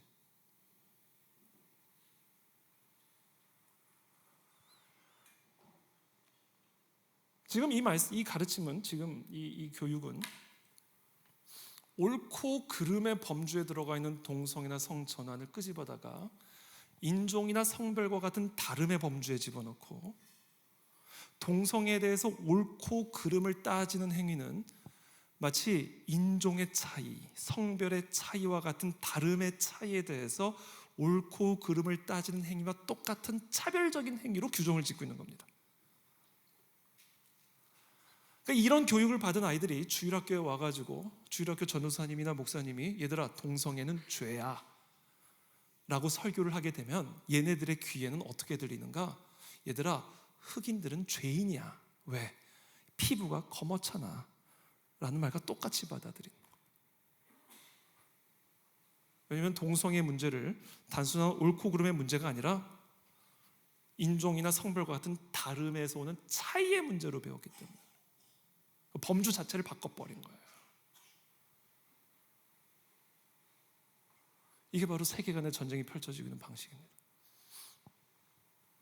참고로 여기서 정말 동성애자나 성전환자 등, 여러분 이 등이란 말이요, 이게 무시무시한 단어입니다. 뭐든지 다 들어갈 수 있는데 완벽하게 감출 수 있는 단어예요. 성적 성향에는요 100여 가지가 넘는 게 있습니다. 동성애만 있는 게 아니에요, 여러분. 시차를 두고 계속해서 새로운 것들이 튀어나올 겁니다. 일반적으로 보면 동성애 다음에 뭐가 나오냐면 소아성애가 나옵니다. 소아성애만 있는 줄 아세요? 동물성애, 기계성애, 뭐 AI까지 나온다면서요. 뭐 메타버스도 나온다면서요. 기계성애, 뭐 시체성애까지 있습니다. 별하별 성애자들이 다 있어요. 그것도 여러분 그냥 다름의 문제입니까? 제가 JTBC에서 한 유명한 동성애자랑 1대1 토론을 한 일이 있어요. JTBC 방송국에서. 그래서 그때 우리 많은 분들이 중보도 해주시고 저도 너무 긴장을 했어요. 1대1 토론이니까. 뭐 2대2나 3대3이면 그냥 조금 묻어가는 맛이 있는데 그거는 그냥 1대1로 계속 떠야 되니까 너무 부담이 되는 거예요. 그래서 많은 우리 성도님들이 같이 중보도 해주시고 해서 하여튼 토론을 했는데 결론적으로 말하면 완전히 대승을 했어요. 이건 질 수 없는 게임이에요. 왜냐면 논리적으로 모순이 되기 때문에 그래요. 저들의 논리는. 그 사람하고 제가 이제 토론을 하는데 이제 제가 얘기를 했어요. 나는 동성애는 죄라고 생각한다.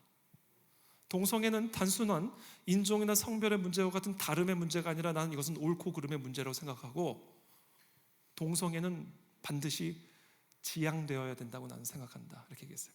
그랬더니 그분이 뭐라고 얘기를 하냐면 당신은 차별주의자야 그러는 거예요. 당신은 인권을 침해하는 자라는 거예요. 그래서 제가 얘기했어요. 아니다, 나는 인권을 침해하거나 차별을 하는 사람이 아니다. 당신이 동성애를 원한다면 마음껏 해라. 마음껏 해라.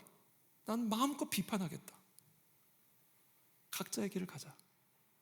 당신이 동성애가 옳다 생각하면 오케이, 마음껏 해. 그러나 나는 마음껏 비판할 거야.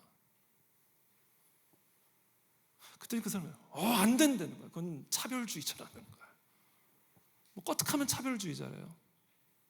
그래서 제가 얘기를 했어요. 자, 오케이. 그러면 당신은 소아성애에 대해서는 어떻게 생각합니까? 이렇게 질문했어요. 소아성애에 대해서. 페도필리아. 어린 애들만 성적으로 관계를 갖는 사람입니다. 참고로 소아성애자들은 다 소아성애를 선천적이라고 주장합니다. 타고난 거라고 생각해요. 소아성애자들은 다. 그게 소아성애를 정당화하는 논리입니다. 동성애랑 똑같아요. 제가 얘기해요. 소아성애에 대해서 어떻게 생각합니까? 그랬더니 갑자기 이분이 어떻게 동성애를 소아성애랑 똑같이 비교를 하냐는 거예요. 소아성애는 안 된다는 거예요. 그래서 제가 질문했죠. 왜 당신은 소아성애를 차별하십니까?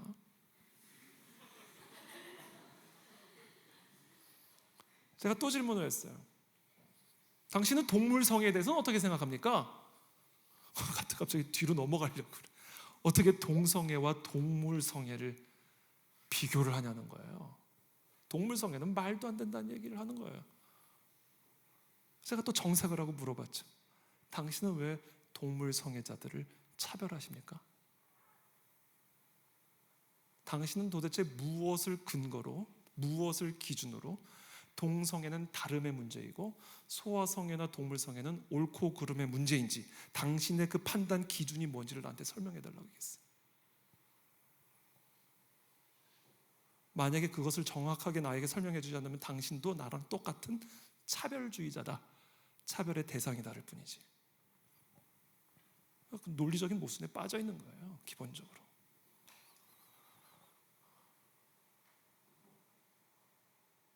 참고로 이 가운데서도 만약에 동성애를 혹시나 다름의 문제라고 생각하는 분들이 있다면 지금 이 질문에 여러분들도 더 정확한 대답을 갖고 계셔야 됩니다. 무엇을 기준? 소아성애는 어떻게 생각하세요?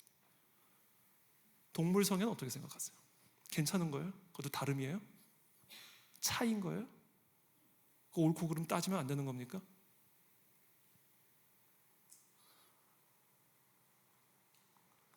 그러니까 이분이 그때부터 토론을 제가 말만 하면 화를 내. 무슨 말만 하면 화를. 무서워서 말을 못 하겠어요. 화를 자꾸 내가지고 윽박 지르는 거예요. 차별주의자, 인권주의자 프레임화해가지고 모욕하는 거죠. 결론적으로 토론을 제가 완전히 이겨버렸어요. 그리고 이제 토론이 다 끝났어요. 그리고는 이제 인사를 이제 마무리는 그래도 아름답게 해야 되잖아요. 또 어디서 어떻게 만날지 모르는데 제가 가가지고 수고하셨습니다. 그랬더니 갑자기 이분이 저한테 딱 노려보더니 당신은 성범죄자야! 그러는 거예요. 밑도 끝도 없이. 저 뭐 어디를 봐서 성범죄자로 보이십니까? 그러고는 뭐 다시는 안 볼 사람처럼 그냥 확 그냥 뛰쳐나가 버리더라고요.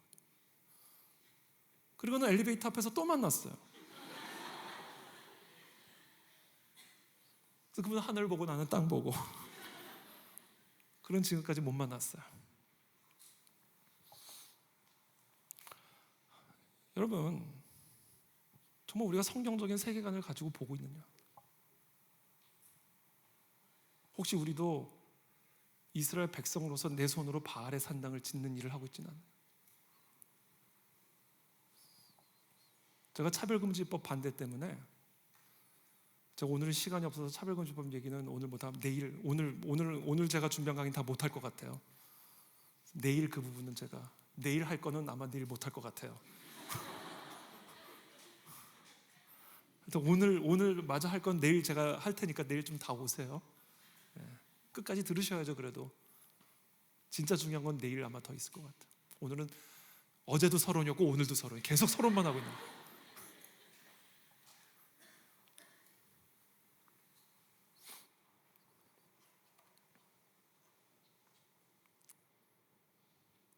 서울특별시 학생인권 조례 한번 읽어보겠습니다. 시작.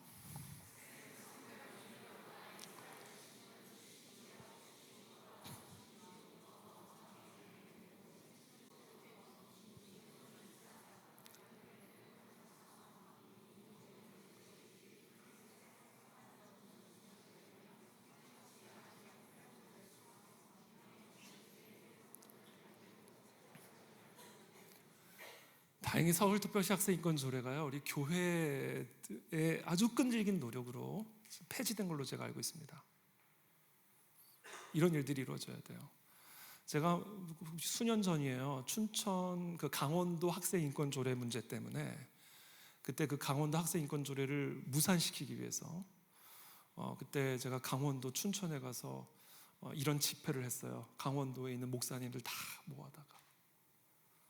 그리고는 그 집회를 끝나고 나서 춘천에 있는 춘천의 아주 대표적인 대형 교회였는데 그 춘천 지역, 강원도 지역에 있는 목사님들과 그 강의를 마치고 나서 춘천시 교육감을 만나러 갔습니다. 근데 교육감이 안 나오고 교육감을 대리해서 어떤 분을 그 최고 책임자를 보내셨더라고요.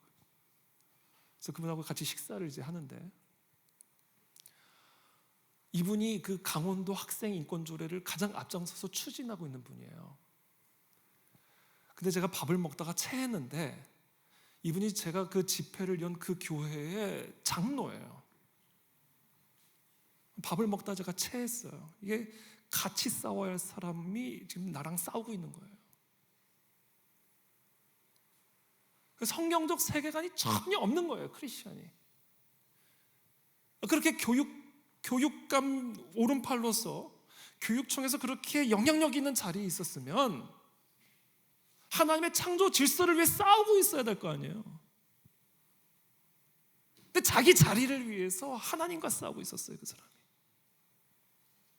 우리랑 싸우고 있었다고요. 그게 지금 이 땅의 현실이에요. 바알의 산당을 이스라엘 백성들이 자기 손으로 짓고 앉아 있는 겁니다, 지금. 여기 보세요. 서울특별시 학생인권 조례. 이게 뭐 모든 도시마다 학생인권 조례들이 있는데 지금 폐지가 된 곳이 있고 폐지되지 않은 곳들이 더 많이 있습니다. 내용은 대동소이해요. 학생은 성별, 종교, 나이, 사회적 신분, 출신 지역, 출신 국가, 출신 민족, 언어 장애, 용모 등 신체 조건. 여러분 이런 거 가지고 차별하면 돼요, 안 돼요? 이건 다름에서 오는 차이잖아요. 그러니까 이 다름에서 오는 차이에 대하여 절대적인 선과 악의 기준을 들이대면서 옳고 그름을 따지면 돼요, 안 돼요? 안 되죠. 그건 차별이에요. 근데 지금 그런 좋은 조건에다가 지금 뭐를 교묘하게 끼워놨어요, 중간에. 제가 지금 노란색으로 해놔서 그렇지 여러분 학생 인권 조례 그 안에도 저렇게 노란색으로 표기되어 있는 건 아니란 말이에요. 그러니까 다 좋은 거로 알고 있어요. 그러니까 크리스천 부모들도 아니 학생 인권 위한다는데 왜 저거 반대하냐 그러고 있습니다. 몰라서 그러는 거예요. 임신 또는 출산, 성적 지향. 어떤 분은 아니 성적을 지향하자는데 왜 문제냐 그러게. 너무 기가 막혀가지고 전혀 모르는 거예요. 지금 뭐 어떤 일들이 벌어지고 있는지. 지금 저게 성적을 지향하자는 얘기가 아니에요. 섹슈얼 오리엔테이션이에요. 그게 다 다름의 문제다라는 거예요. 그러니까 이게 한마디로 무슨 얘기냐면 우리 학교 안에는 임신한 아이가 있을 수도 있고 임신하지 않은 아이가 있을 수도 있는 거야. 키가 작은 애가 있고 키가 큰 애가 있는 것처럼 다 다름에서 오는 차이야. 그 얘기는. 우리 학교 안에는 공부를 잘하는 애가 있고 공부를 못하는 애가 있을 수도 있는 것처럼 동성을 사랑하는 애가 있을 수도 있는 것이고 남자로 태어났지만 여자가 되고 싶은 아이가 있을 수도 있는 거야. 그거는 그냥 그런 애가 있을 수도 있고 그렇게 하지 않을 수도 있는 거지. 그건 옳고 그름을 따질 문제가 아니야. 그 얘기를 하고 있는 겁니다. 이 학생인권 조례가. 이게 여러분 맞는 말입니까? 이제 여러분들의 의견 묻는 게 아니라니까요. 지금 여러분들의 의견 중요한 게 아니라니까요. 관심도 없다니까요. 저는 아니, 여러분들이 그리스도인이라고 한다면 그리스도를 주라고 부르는 사람이라고 한다면 그 주님의 관점에 저게 맞는 얘기냐고요. 틀린 얘기죠. 저게 어떻게 인권이에요? 저기서 말하는 인권이 인권이에요? 인권은 인권이에요. 내 마음대로 할 수 있는 권리. 내가 스스로 하나님과 같이 되어서 내가 무엇이 선하고 악한지를 내가 판단하는 인권.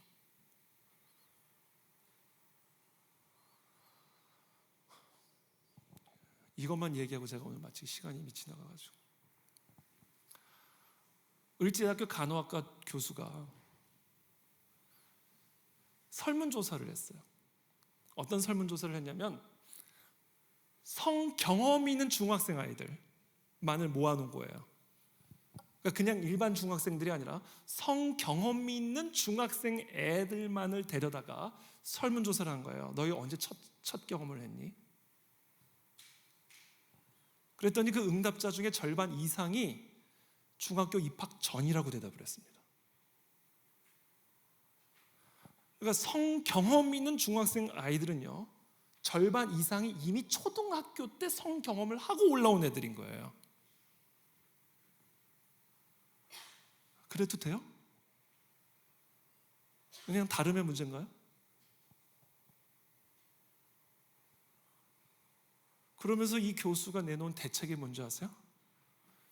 피임 교육의 조기 실시. 피임 교육을 빨리 시작해야 된다. 언제 성관계를 가느냐는 중요한 게 아니다. 안전하게 하는 게 중요하다는 얘기예요. 그거는 옳고 그름으로 따질 문제가 아니라 다름의 문제예요.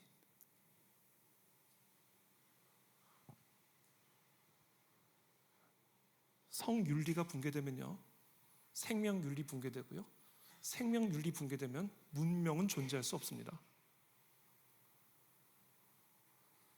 이게 사탄의 계략이에요. 이게 성경적 세계관과 인본주의 세계관의 전쟁이 가장 치열하게 펼쳐지고 있는 영역입니다. 성의 영역이. 성이 무너지면 다 무너지는 거거든요. 사탄은 그걸 정확하게 알고 있는 거예요.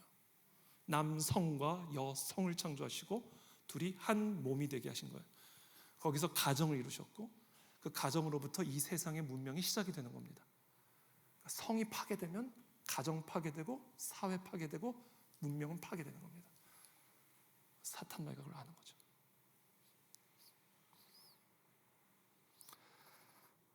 오늘 강의는 여기까지 제가 하겠습니다. 오늘 김지현 대표님 통해서 여러분 아마 모르겠어요. 제가 강의를 제가 직접 듣지 않았기 때문에 김지현 대표님하고 저하고는 또 오래전부터 같이 잘 협력해왔던 귀한 분인데 성에 대한 얘기를 많이 하셨어요? 하셨어요? 예. 여러분 여기 특별히 청년들 계시니까 여러분 성은요 내 맘대로 할 수 있는 게 아니에요. 내 몸은 내 게 아니에요. 사도 바울이 가르쳐 주시잖아요. 하나님의 영이 거하는 성전이 너희의 몸이다. 우리 몸을 거룩하게 구별하지 않으면요 진멸당합니다. 하나님은 절대로 안 쓰세요. 못 쓰세요. 여러분들이 아무리 날고 기어도 하나님이 안 쓰십니다. 성에서 무너져 버리면 끝나는 거예요. 그 인생은. 우리의 몸을 거룩하게 지켜야 돼요. 성은요 하나님이 창조하신 겁니다. 그래서 하나님이 말씀하신 대로 써야 돼요. 성은 우리 마음대로 할 수 있는 권리가 없어요. 이건 내 프라이버시고 내 침실 안에서 이루어지는 일은 내가 알아. 뭐 하나님까지 간섭하고 목사님이 뭐 이래라 저래라 남사스럽게 그건 문제 아니에요.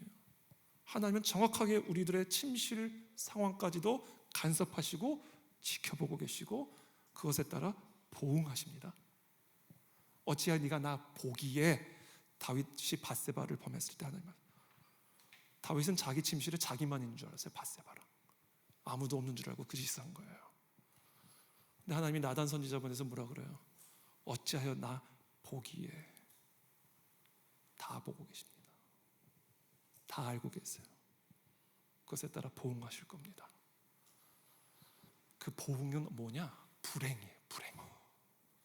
그게 보응이에요. 성을 함부로 대한 자들에 대한 하나님의 보응은 불행이에요. 이건 뭐 사회 통계로도 다 나와 있어요. 여러분들이 청년 시절에 거룩한 순교를 지키지 않으면 여러분들의 결혼 생활은 매우 불행해질 겁니다. 이게 뚝이 터진 상태에서 결혼을 해버리면요 이 성적 에너지를 잘 채워놨다가 결혼을 해야 부부간의 온전한 연합을 이루어서 행복한 가정, 이게 딱 묶여있는 거예요. 가정이 이렇게. 이 성은요 자녀를 낳기 위한 도구만이 있는 게 아니에요. 다른 두 남자와 여자가 완전한 한 연합을 이루기 위해서 반드시 있어야 되는 겁니다. 이게 느슨해지면 가정은 불안정해져요. 그런데 이 성을 젊은 시절에 결혼의 테두리 바깥에서 언약의 테두리 바깥에서 마음껏 즐겼던 사람들은요 막상 결혼을 하면 이 힘이 약해. 이미 다 써버렸고 다 알아버렸기 때문에. 그리고 자꾸 한눈을 팔아. 비교하고 만족이 안 되고. 저는 너무 많이 봐요. 그런 상황들을. 그래서 통계로 다 나왔어요. 젊은 시절 결혼 전, 혼 전 성관계를 마음껏 누렸던 사람들이요 결혼 후에 가정을 지키는 비율이요 혼전 순교를 지켰던 그 사람들의 가정을 지키는 비율하고는요 현저하게 차이가 나타납니다. 에너지가 달라요. 연합의 에너지가. 그래서 성적으로 거룩한 순교를 지키지 않은, 나의 몸을 거룩하게 지키지 않은 사람에게 주어진 하나님의 가장 무서운 보응은 불행이에요. 불행. 행복하지가 않아요. 행복할 것 같죠? 순간은 행복할 수는 있어요. 근데 그 순간이 끝나면서 계속해서 불행이 옵니다. 이러다가 오늘 제가 계속 여러분들 불행하게 할 것 같아요. 빨리 가서 주무셔야 돼요. 내일 또 뵙겠습니다. 제가 기도하겠습니다. 하나님 감사합니다. 오늘 이 시간 사랑하는 우리 한빛교회 우리 모든 청년들, 우리 모든 성도들 정말 성경적인 세계관으로 무장하여 하나님의 거룩한 산 제물로 하나님의 나라와 영광을 위해 구별된 삶을 살아가는 그런 복된 하나님의 자녀들이 다 될 수 있도록 축복하여 주시옵소서. 예수 그리스도 이름으로 기도하옵나이다. 아멘.